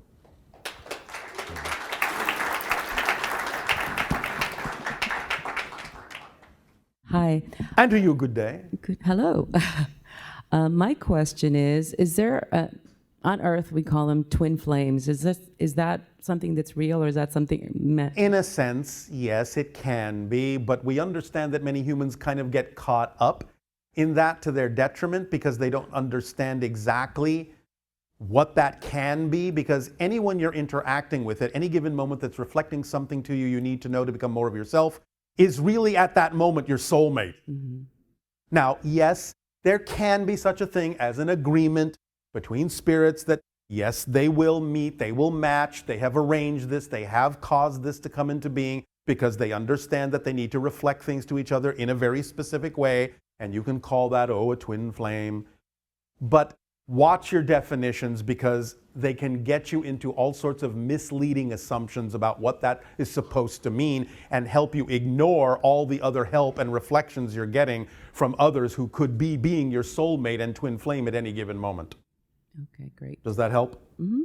And then the next question is the sacred feminine. Can you talk more about that? Or I mean, I know it's made up, I guess, here on planet Earth, but... Well, it's the idea of receptivity, of nurturing and support. It's the idea of allowance. It's the idea, in a sense, of that which expands, that which grows. Yes? And so there's a lot of talk about rebalancing this planet because there's too much toxic male energy. Yes. And the need for the sacred feminine to come in to balance that. Can you share some? And that's why you're seeing more of that. But you're also seeing it in the idea of multiple gender expressions as well. I see. Yes? Yes. All right. Okay, great. So yes, that's what's happening for those that are on that path. They're beginning to experience this idea and see how they respond and react to it, to find out what their positive and negative beliefs are about themselves by facing those things and letting go of the things that create the toxic belief systems within them. Okay, and the last question is, you said something about, obviously love is the highest frequency, and to sort of get out of the way. What you interpret as the idea, the experience of unconditional love is your translation of the vibration of existence itself. Okay. Yes. Okay. How do we consistently stay in that frequency? By asking yourself the question of why would you ever choose to leave it? Okay. Why would I ever choose to leave it? Yes, because you're the only ones who give yourself reasons to leave that frequency. Otherwise, just to be always present, knowing that you're there. If there is no other logical, sensible choice, you will never leave it. Okay, so why am I leaving it? Yes. And then you go back. Then you can instantly. go back when you find out what the reason was you created for leaving it. Okay. Yes? Yes. Now, in reality, of course, you never actually leave it, because it's impossible for you to disconnect from existence. It is simply that the unconditional love is supporting you so unconditionally, it allows you to believe that you have left it. But you are using your connection to unconditional love to play the game of not being within unconditional love. That's how unconditionally loved you are.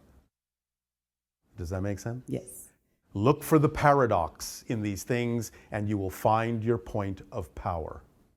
So these two extremes in the center is where the point of power. When you understand how paradox works, for example, when you feel out of control, you're controlling that. So you're in control. So it's not about having to learn to be in control. It's about choosing what you prefer to be in control of.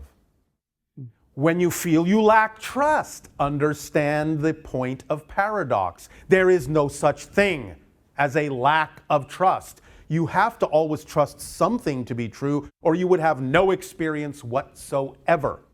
So you don't have to learn to trust, it's automatic. It's about what are you trusting in. Doubt is not a lack of trust. Doubt is a 100% ironclad trust in something that's out of alignment with your truth. So you never lack trust, you never lack confidence, you're never out of control. You are using control to create the experience of being out of control. You are always confident about something, even if you are confident about not being confident.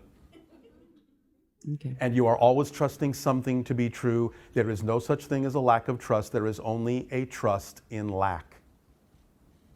Choose what works for you instead of what does not. Does that help? Yes. Very last question. Yes. You said that there's no hostile alien groups here, right? And so this idea of implants, where did that come from? Well, it does come from the Greys, but that's not a hostile act. They're just doing it to... It is an observational mechanism. It is a location mechanism. It is a data gathering mechanism. And why do they choose certain people to track? Family lines have certain genetics that make for better templates for the hybrid species that they're creating. All right. Thank you so much. You are so welcome.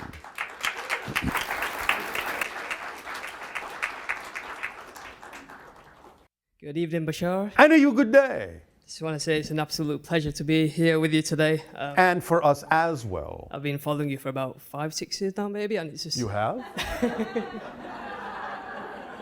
I didn't see you behind me.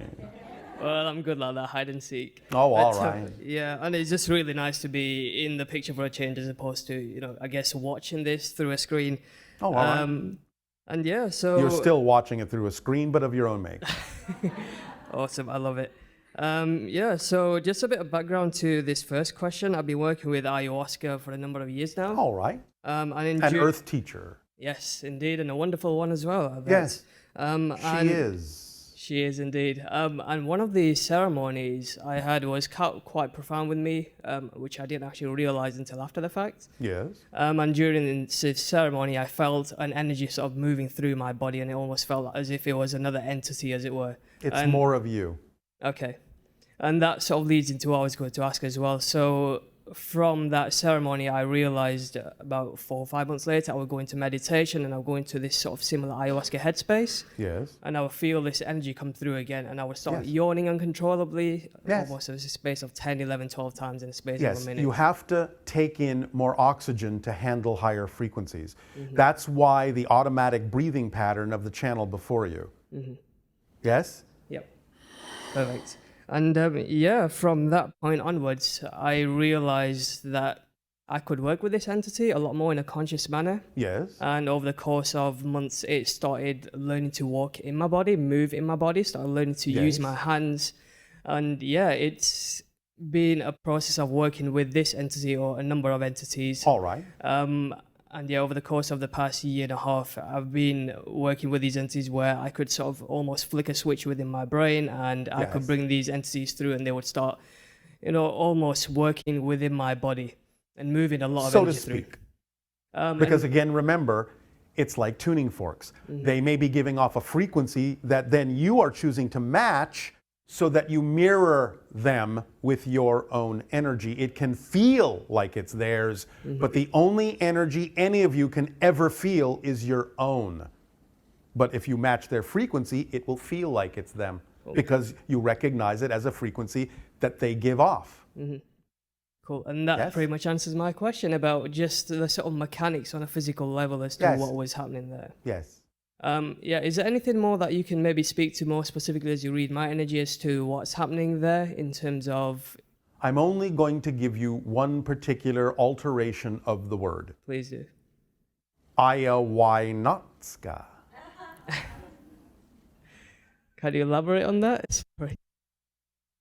Do you understand? Ayahuasca, ayahuasca. Oh, okay. I'm not getting it, I'm sorry. Help me out here. All right, if you insist. The idea is to open up to the true probabilities that are relevant for you in life. Allow yourself to walk those paths. You are walking a shamanistic path. Therefore, many things that people don't necessarily know exist for you will simply be, well, why not? Yeah.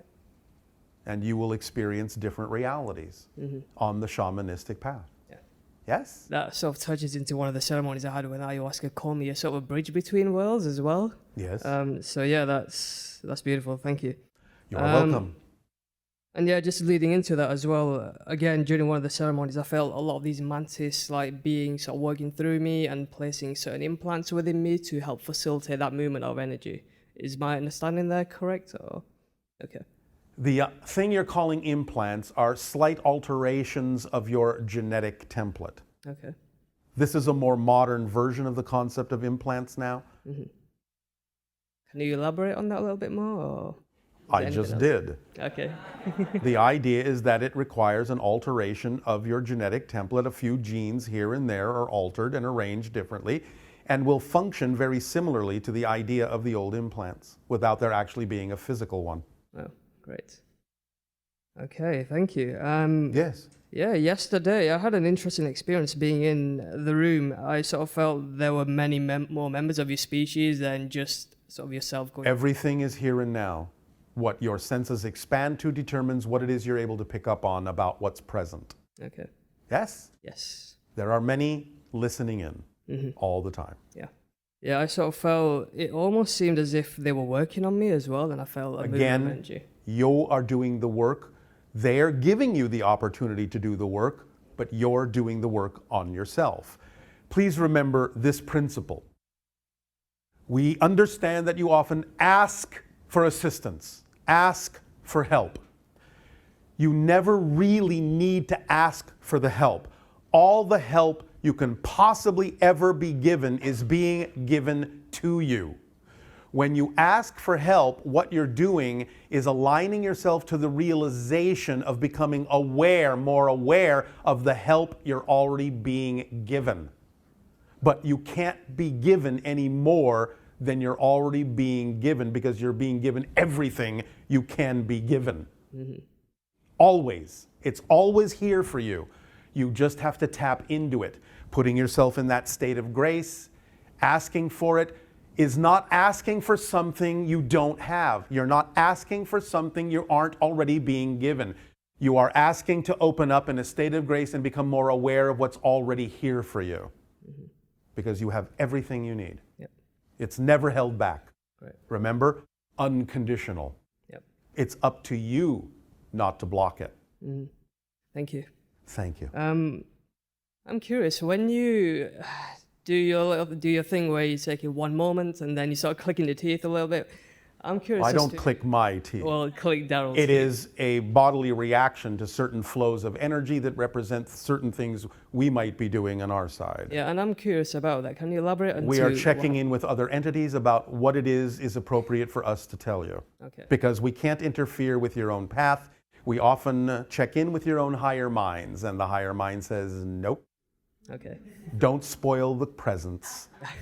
Don't spill the beans. Don't let the cats out of the bag, which I don't know why you'd put them in there to begin with anyway. But you get the point. We impose upon our consciousness in these exchanges with all of you blocks that prevent us from doing or saying things that would interrupt and intervene into your natural process. Mm-hmm. We tell you what we can that works best for you. This is the way we function with regard to first contact. Right. Beautiful. Are there any proverbial cuts? That is sufficient. Okay. Thank you. Thank you very much. So can I ask, I'm sorry, can I ask one question? That was a question, so now you're done. Okay. Like, I was just curious about the hybrid children, whether I have any. I'm just really curious about that. Yes, goodbye. Fair enough, thanks so much.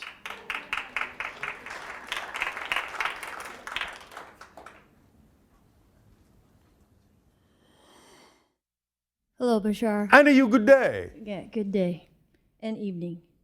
So several questions. I saw you in December, and that was my first time seeing you, and I practiced the all-out, full-on passion, every single thought, every single moment. All right. And it's been huge. Yes, it is. What I noticed happened was the fear dissipated. Yes. Because those can't be in the same place at the same time. Exactly. You cannot perceive what you're not the vibration of.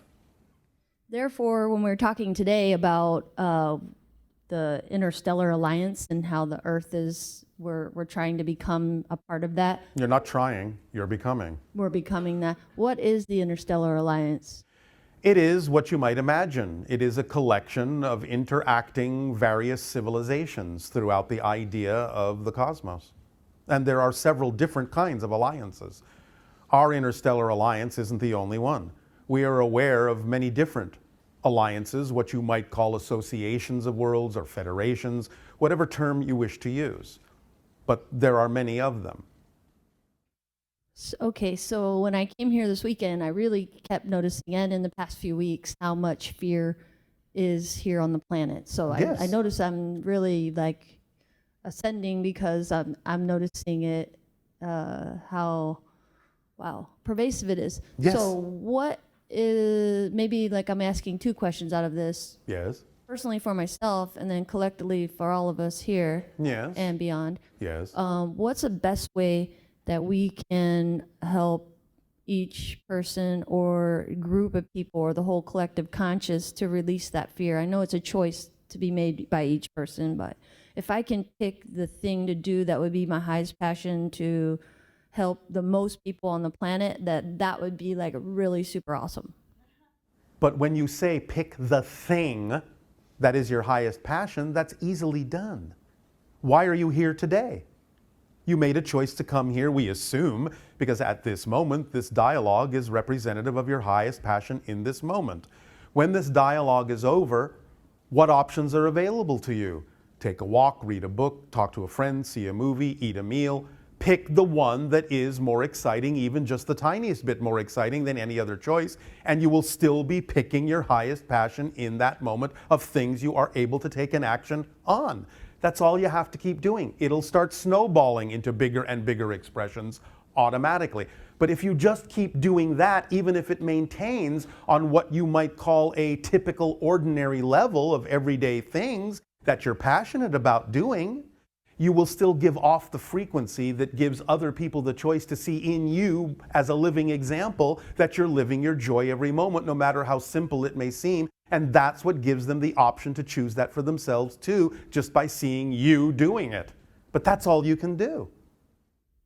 Okay. Does that help? Yes, it does. So that's all I can do. So Yes. I don't need to try to find a profession that would help me do that more. If that is actually what is relevant for you, then just by starting the ball rolling, it will not be left out. Synchronicity as the organizing principle, remember, will bring you the opportunity that represents some larger scale expression, like a project or a profession or what have you. It doesn't need to be that, but that will come if it's relevant. If that's an expression of your expanded self, synchronicity will provide the opportunity.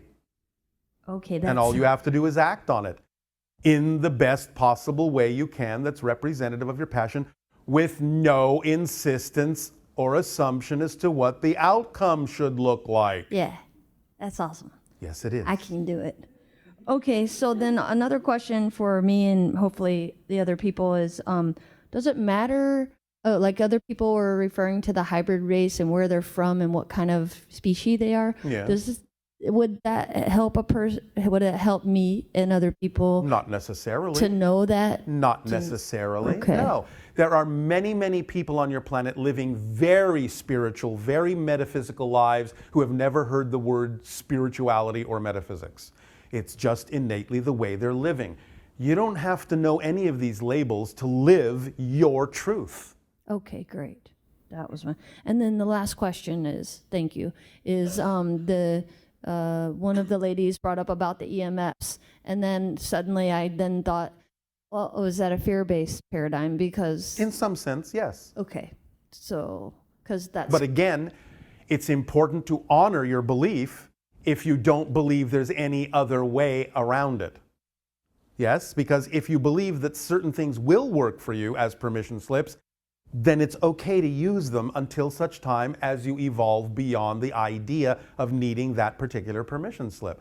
But sometimes things that exist in physical reality might actually be the path of least resistance for the belief system that you have at the moment. And it's all right to follow that path. It's all right to honor your beliefs until such time as you believe something different that can support you.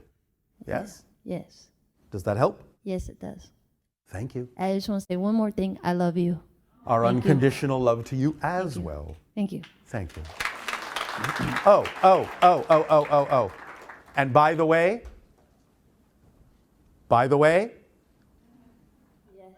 Yes. pleasant dreams. Thank you. You're going to have a visit. Thank you. Thank you.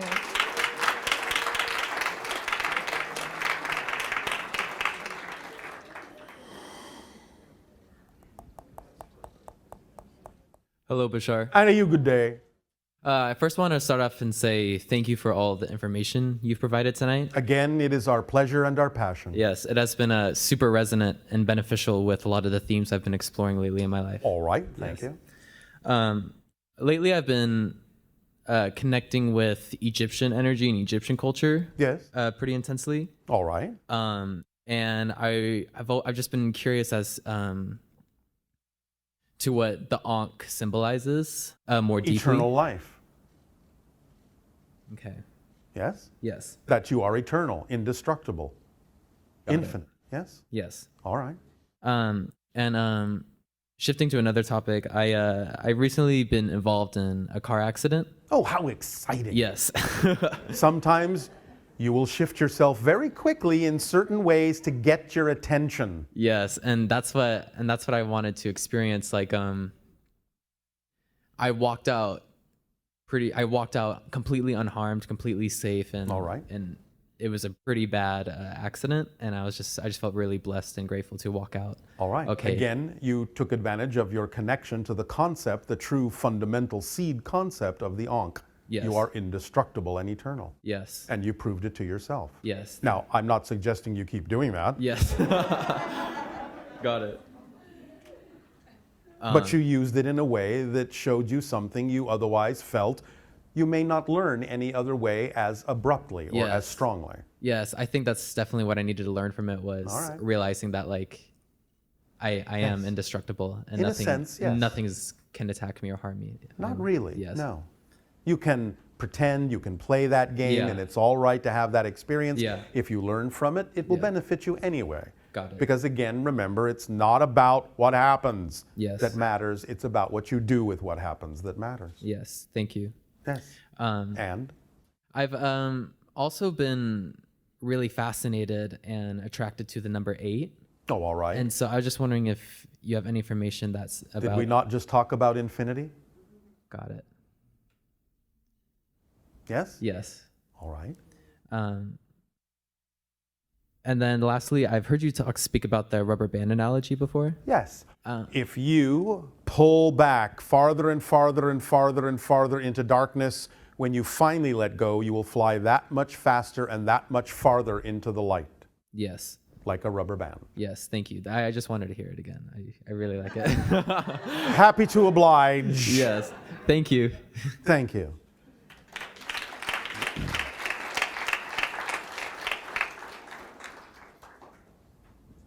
Hello, Bashar. Nania. Yes, so it's that time. All right. Would you all like to experience a brief meditation to lock in and crystallize these concepts within you? Allow yourself to become very comfortable and relaxed. Let go of the cares of the day and let your body start to relax. And allow, if you are so inclined, your music to fill the room. And just feel the vibration coursing through you. Allow yourself to feel that you are beginning to take a journey through the cosmos.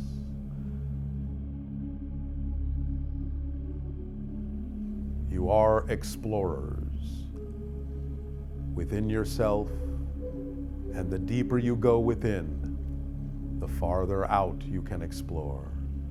The bigger the reflection can appear. Allow yourselves to breathe deeply and easily, knowing that you will absorb all the information exactly as you need to, in the way that is correct for you. You will allow yourselves to get in touch with the belief systems within you and all the reasons for which you have created the experiences of your life and how they can serve you no matter how they appear. For everything is neutral until you give it meaning. And when you give it meaning, that is the effect you will get. Positive in, positive out. Negative in, negative out. Nothing has built-in meaning. You are designed to give life meaning. As you journey through existence together now with us, allow yourselves to touch in to the idea and the concept of the One. All is the One.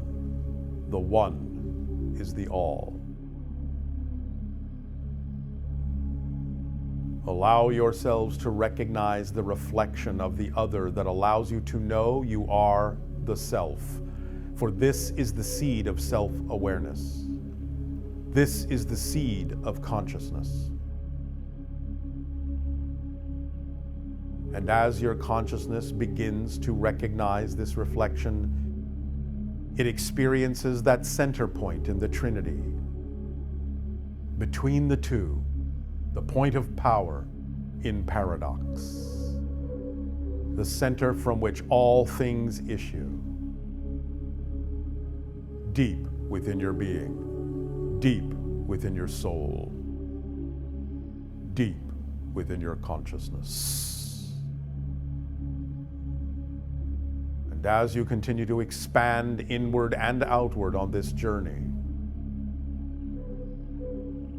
you recognize and can begin to observe the actual nature and structure of existence, represented by the 5 laws. You exist and always shall. Everything is here and now. The One is the all are the One. What you put out is what you get back, and everything changes except the laws. It is your perspective and experience that expands creation. For through your eyes, all that is gets to experience that much more of what it is, because each of you is a unique reflection of all that is. And as you continue to journey, drifting along the current of creation that is your unique flow, floating freely, currents of the cosmos, you know that the currents not only take you exactly where you need to go, but also bring to you everything you need in perfect timing. Trust the unfoldment Allow it to support you. Allow it to serve you. Form a relationship with the higher mind so that as you receive its language of passion and energy and love and creativity and support, you respond in kind, in physical terms, with action, boldness, directness, authenticity, and transparency, so that you may know yourself more completely and determine for yourself who you truly are as a child of creation. And as you continue to expand inward and outward on this journey throug't existence, you begin to realize that existence is within you, that there is no outside. And you experience the idea of the crystallization of your consciousness as physical reality, as simply a set of instructions that you can work, tools you can hold in your hand and use with precision and expertise and experience, and touch them lightly into your life. For the greatest power requires the gentlest touch. Anything that needs to be forced is something that is not truly believed to have power. For the greatest power requires the gentlest touch. And being a living example and beaming that frequency of life, light, and unconditional love outward in an electromagnetic bubble to all upon your world and out into the cosmos, will give everyone the opportunity and the choice to match the frequency in their own way, on their own path, that allows them more reflections and opportunities to be themselves, their true selves, and operate in their signature frequency. But it is unconditional and allowing, no matter what they may choose. For again, if it is forced, then there is no belief in the innate power of their own truth. They will find it in their own way. You are eternal, infinite, and indestructible. There is no hurry. Time is your creation. Live in the now. Become more aware of the rate at which you are changing all the time, and you will feel the acceleration propel you forward, simultaneously into multiple parallel existences, and you will draw from them more consciously with more awareness to mix and match and arrange them in whatever way works best for you, who you determine yourself to be. Continue to breathe deeply, gently, and easily, and feel the warmth of this vibration coursing through you, rearranging your pathways so that you know that every single change, no matter how small it may seem, is a complete and total change of your entire reality. That you truly are a new you, a new person, whatever you define yourself to be, and whatever is what you need to be. For nothing appears in your life that has no reason for being there. Use it. Use it to your advantage. Even if something manifests that you objectively don't prefer, know that it must be there for a reason. Use what you don't prefer in a way that you do, if only because being shown what you don't prefer makes it that much clearer what you do prefer. And therefore you can have appreciation and gratitude for the manifestation of what you don't prefer, because it made what you do prefer clearer.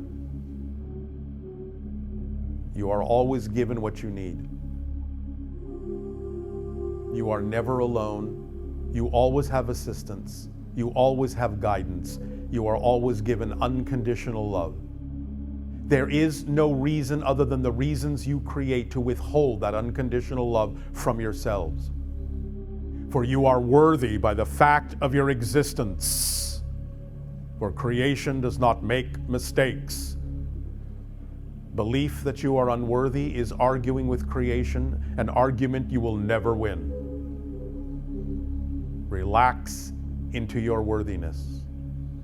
If you exist, existence must need you to exist for it to be all that it is. You are unique. You are a reflection. You are all that is experiencing itself as a part of all that is. Be yourself. Breathe deep and find your truth within.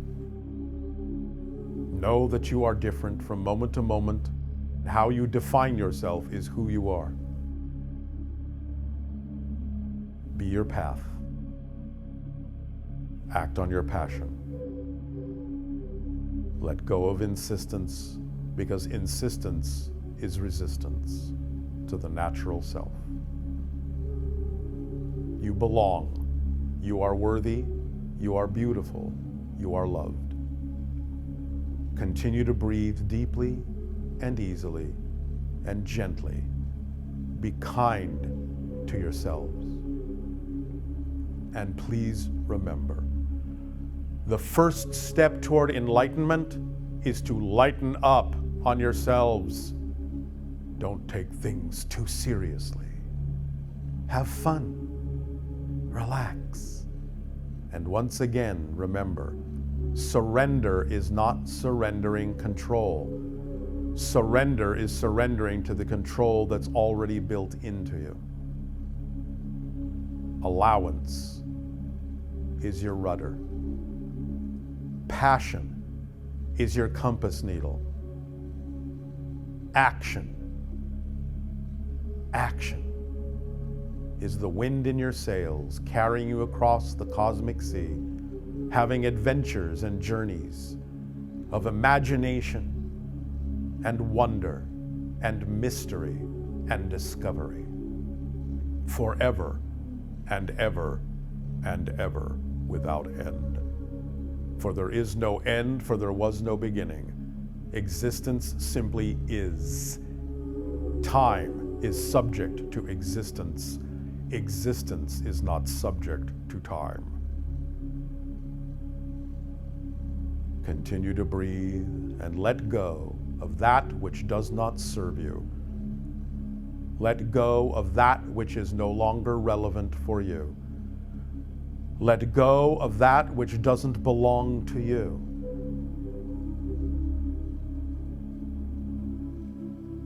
Be uplifted. Be free. And welcome home. Our unconditional love to you all. Continue to breathe and float freely in the void. As your music softens, continue to feel the resonance within you that you can carry wherever you go. Let it soften, but know that it is forever here with you.